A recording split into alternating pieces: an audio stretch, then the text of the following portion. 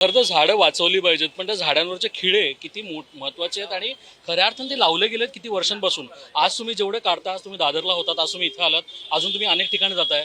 जेवढी मेहनत लागते ते वर्षानुवर्षाचे हे खिळे आहेत आम्हाची. काय सांगायला पाहिजे? नाही, खूप दुर्दैवी परिस्थिती आहे. मी आता बघितलं, मला आता आणि मला रिसेंटली मला पण आधी आपण झाडं कापतो वगैरे इथपर्यंत माहीत होतं की झाडं कापली नाही पाहिजे, पण झाडात खिळे मारल्यावर माणसांना त्रास होतो तेवढाच त्यांना त्रास होतो. फक्त ते त्यांच्या वेदना सांगू नाही शकत किंवा किंचाळू नाही शकत म्हणून आपल्याला ते कळत नाही.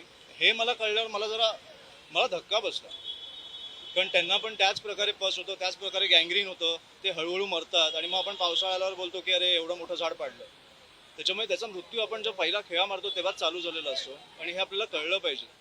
फक्त ते ओरडू नाही शकत म्हणून, जसं मी तुम्हाला मगाशी बोललो, जावेद साहेबांनी एक उत्तम सांगितलं, सेव्ह द टायगर किंवा वाईल्ड लाईफ प्रिझर्व करा वगैरे सगळं ठीक आहे, पण आपण फिशिंगला कधी का नाही बोलत नाही, त्याला असं स्पोर्ट म्हणून का मानतो?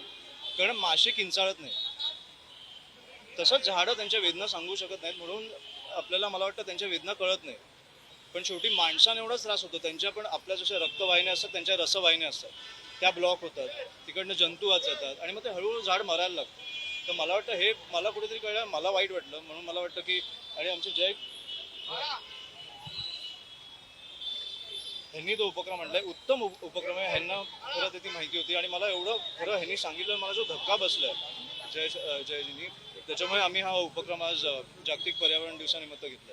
पण कुठे ना कुठे आज तुम्ही अजून एक वक्तव्य केलं जे सगळ्यात महत्त्वाचं होतं की अनेक पक्षांचे बॅनर असतील, आमच्या पण असतील, तर आम्ही पण ते खाली काढू आणि ते लावले पाहिजे झाडांना. नाही, नक्कीच आमचे, मी म्हणून बोलतो की सुरुवात आपण केली तर मला वाटतं आपल्यापासूनच झाली पाहिजे. आमच्या पक्षाचे झाडांवर बॅनर किंवा फोटो लागणार नाहीत ह्याची जबाबदारी मी घेतो. लागले तर मी स्वतः काढेन. पण आम्ही खेळ टाकून एक खूप महत्त्वाचा विषय तो पर्यावरणाचा. मग ते बीचेस असतील जे तुम्ही क्लिनिंग करताय, आज तुम्ही झाडावरचे खिळे काढताय, महानगरपालिकेने पण केलं होतं, पण कुठे ना कुठे पर्यावरण विषय जेव्हा सत्ताधारींना जातो तो सिरियसली लोक घेत नाही, असं तुम्हाला वाटतं का? तो इकडे माणसांची किंमत नाही, झाडांची कुठून असणार? त्याच्यामुळे मला वाटतं की आपण काही गोष्टींवर नीट गांभीर्याने विचार केला पाहिजे. ह्या झाडांमुळे आपण जिवंत आहोत, त्याच्यामुळे ह्या गोष्टी आपण विचार केल्याच पाहिजे. जास्त झाडं लावा, अगदी बरोबर आहे, पण त्याच्याबरोबर जे 50-50, 60-60 वर्षाची झाडं आहेत ती 10-10 वर्षात जर मरत असतील तर कुठेतरी मला वाटतं आपण कुठेतरी गांभीर्याने विचार केला पाहिजे. आणि या सगळ्यानुसार आता मागच्या अनेक दिवसांमध्ये एक चर्चा होते 2 ठाकरे बंधू एकत्र येण्याची. तुम्ही एक वक्तव्य खूप छान केलं की खऱ्या अर्थानं आम्ही बोलून काहीच फायदा नाही, ते दोघंही बोलतील, ते दोघंही वक्तव्य करतील. त्याबद्दल तुमचं मत आहे का? तेच आहे की तुमच्या समोर जे येऊन बोलतात ते लोकांना मूर्ख बनवतात, कारण दोघांकडे एकमेकांचे नंबर आहेत, ते एकमेकांशी बोलू शकतात. मी खूप लहान आहे याच्याबद्दल बोलायला. मला वाटतं की 2 भाऊ एकत्रचे 2 भाऊ बोलतील ना, आपण खाली कशाला बोलतोय?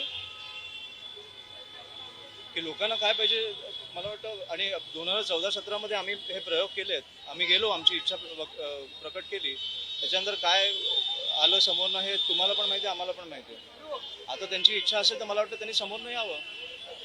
आणि फक्त एक शेवटचा प्रश्न, आदित्य ठाकरेंनी याच वरळी लावून सकारात्मक दृष्टिकोन दिला, कुठे ना कुठे हा सकारात्मक दृष्टिकोन प्रस्तावात आला पाहिजे तुम्हाला मी वाटतं? परत सांगतो, हा सकारात्मक दृष्टिकोन हा पत्रकारांमार्फत येऊ शकत नाही किंवा वर्तमानपत्रांमधून येऊ शकत नाही. काका आहेत ना तुमचे, जा बोला.